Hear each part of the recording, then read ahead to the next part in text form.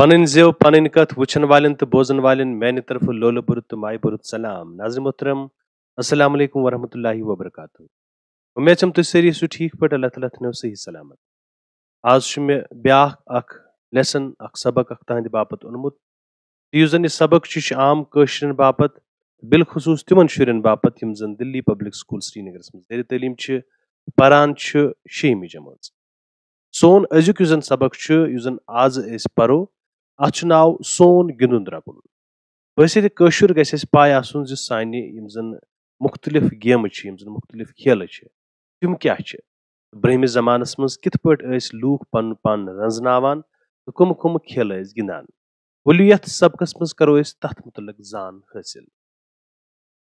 चूंकि सारी जानन गिंदुन द्रकुन इंसानी सेहत बापत वारिया फायदेमंद करार दिना। माहिरन हुंद वनुन ज गिंदन सत वस्त खान दर रोजान तो अख इंसान वारियास हदस ताम बेमारियों निश मुश रोजान। सारी जानन ज इंसान अगर सेहतमंद वेसान रोजुन तमिस खेल कूद मुख्तलिफ यम जन गेम्स मुख्तलिफ यम जन खेल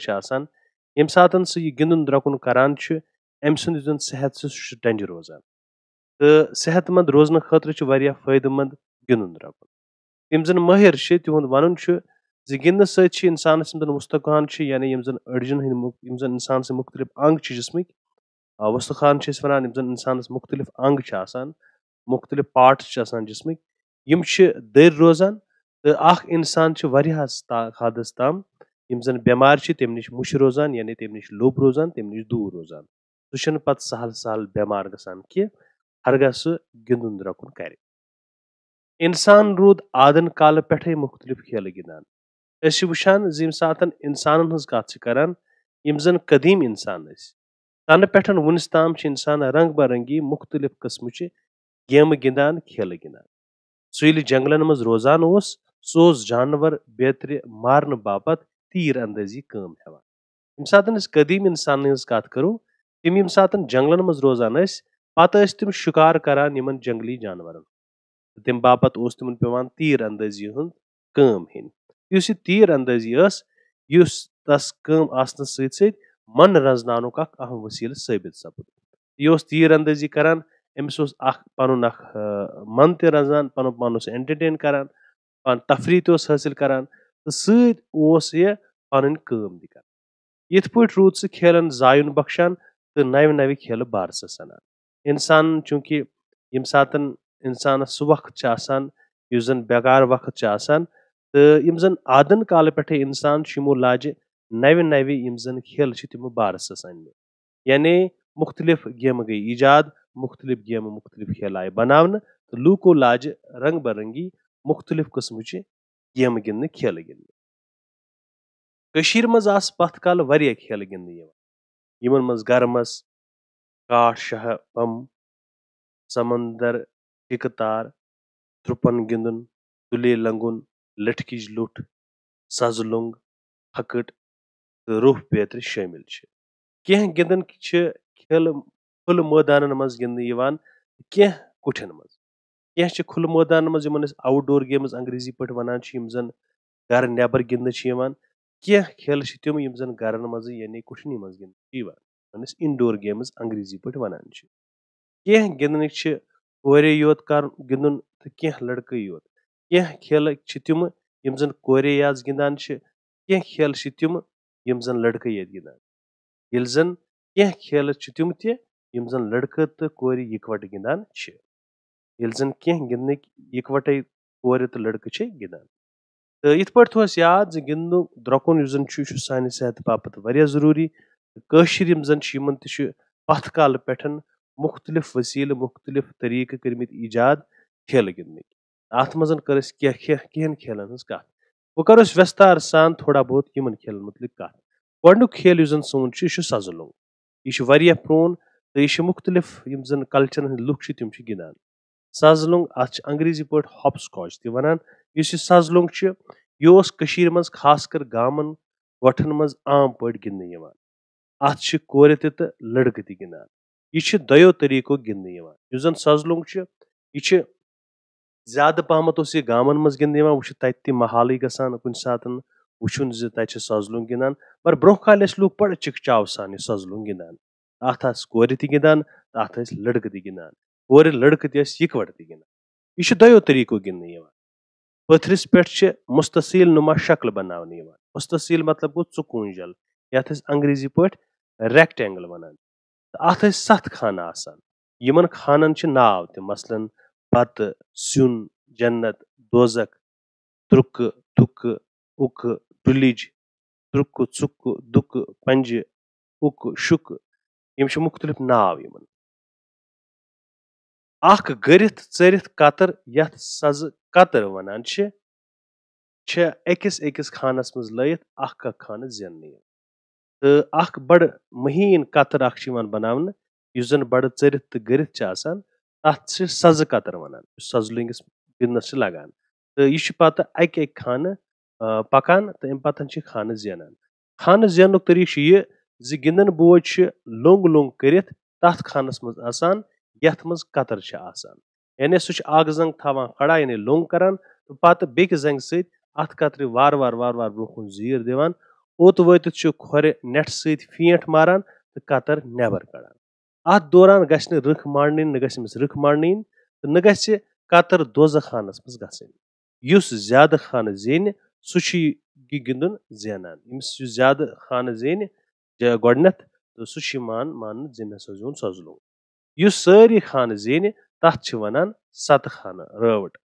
यानी सत खान रावट मतलब गो अम हसा जेन सतवे आजकल सज खान मुख्तलिफ तरीको गिंदन वन मुख्तलिफ खान थावन मुख्तलिफ नाव थावन मुख्तलिफ तरीको सजलुंग गिंदन बहरहाल यह वारिया पुरान खेल अम पतन लठकिज लुट ब्याख खेल लठकिज लुट आम पठ लड़कन हुंद गिंदुन अमि खतर अख लुट तो अख लठकिज लगान लुट फुट 2.5 आसान तो लठकिज 5-6 आंच जीठ पत अथ बाजित पट गिंदन अख निशान थावन तथ मज लठकिज थावन तम पतन तथ ठिल कड़न तो बाकी अगर कस कैच वैच रोट तो सह इत पे गिंदन सह आउट गसान पत बेस पत यूता दूर सह लगाए तीचा नाप मेन पत इथे पे पॉइंट्स अमिस मिलान इथे पे पत बेस वर इथे पे तरीक गिंदनुक लठकिज लुट ब्या गो गर्मस अत कतर बंद ते वनान यह आम पठ लड़क गिंदुन मगर कोर ते हेकन गिंदित 7 कतर पेठस पेठ बन कर थावन अकि दरियुक अख बोझ दज बाल सम कतर त्रवित सनान अम पत अमि दरियुक सारी बोझ यम कतर दुबार लागन कोशिश करान गोडनेथन 7 कतर अख अकिस पे खालन अम पतन अख बोझ सह करान मश अथ आसान अख बाल अख बनियामज यम जन मोमजाम आसान या अक्सर बेशतर मोजस मज बरान थोड़ा बहुत नरम कह चीज तो पत तमि युथ पत यह बाल अम थ्रो कर पत लाइन अम गि लगुन तो बेकिस कहें लिहाजा नरम आसान तो यह बाल तो अम सम कर कतर अख बोझ दिवान दरित तो पत तम चलान यम बाकी बोझ वार वार करान पत वापस यम लागन कोशिश अत दौरान यमिस बाल यी हा तो यमिस निशान स्योद गसा सह मज आउट गसान अत दौरान यस बजस बाल लगे हा सह आउट गसान अगर यम बज कतर दुबार लागनस मज कामयाब गसान तेल गरम गसान व अगर यम कामयाब अत मज गई यमो लाजम 7 कतर वापस आउट गसन वरे तेल तम कामयाब गसान यानी गरम गसान अम पतन ब्याख गेम यथ जन त्रुपन गिंदुन वनान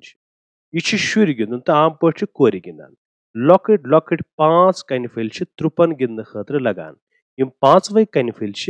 या त्रुप फल मछ मज रटित पत्थर त्रावन यीतिस कालस सह बोन वस तो वापस अथस मज रटन ब्रोह पेवान अख त्रुप फुल पत्थर पेठ अथस मज तुलन पत्थर पेवान अथस मज तुलन पत इथे किन जज फल तुलन पत 3 तो अथ पत 4 फल इकवट तुलन पत ठब 5 कन फल हर लायान तो जमीन थाप दिथ यम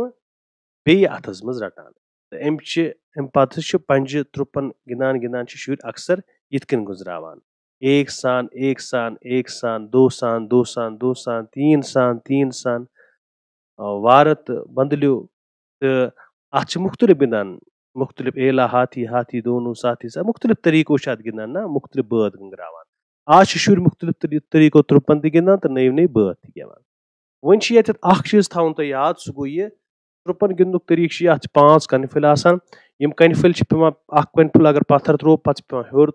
तुलन हम बाकी हम ते रटन तो यह बनिम ते तुलन इथे पे पे 2 तुलन पे 3 तुलन पे 4 तुलन पे 5 तुलन पतन पेवान ठब दिन यानी गो अख कंप्लीट इथे पे ब्या तुले लंगुन जुकोर अख अकिस कुन थर कर इस्ताद सत रूजित अख सिंजन अख एक सिंजन नरन मज नर त्रावान तो यम साथी आसान तुम अगर ये शक्ल मज वो तो थर कर अकिस कुन पे खड़ा गसान अम पतन गोड़ अकिस पे बार पेवान पे बीस पे बार पेवान अम पे गोड़ ब्रो कुन नमान तो बेस पन्नस कमरस पे तुलान तो पे ब्या ती करान अत दौरान बात गेवान क्या तुले लंगुन तुलान मुख्तलिफ याद खुदा करान राह खुदा मंगान मुख्तलिफ गवात अत दौरान गेवान तुले लंगन हकट या हकट यह कोर गिंदुन जो कोर अकिस बुथ सोद खड़ा रूजित अक सिंदन अथन तिथ पे चिर थप करान जे अथन मजबाग कच हिश बनान अम पे खोर टेंड मिलवान तेज तेज नचान यह ब्या तरीका कोशुर नचुन तह हुकुस बुकुस 4-5 शुर समान तो गोल कर अकिस जाय बेहान अम पे सारी शुर दोनवे अथ ब्रो कुन अनान यमो मज पन अथ पत्थर थवान तो बे अथ अकि उंगजु सत सारे अथन वार वार नुक दिवान तो बात गेवान हुकुस बुकुस तिल वन चुकुस ओनुम बतुक लोदुम दीग इत पे बम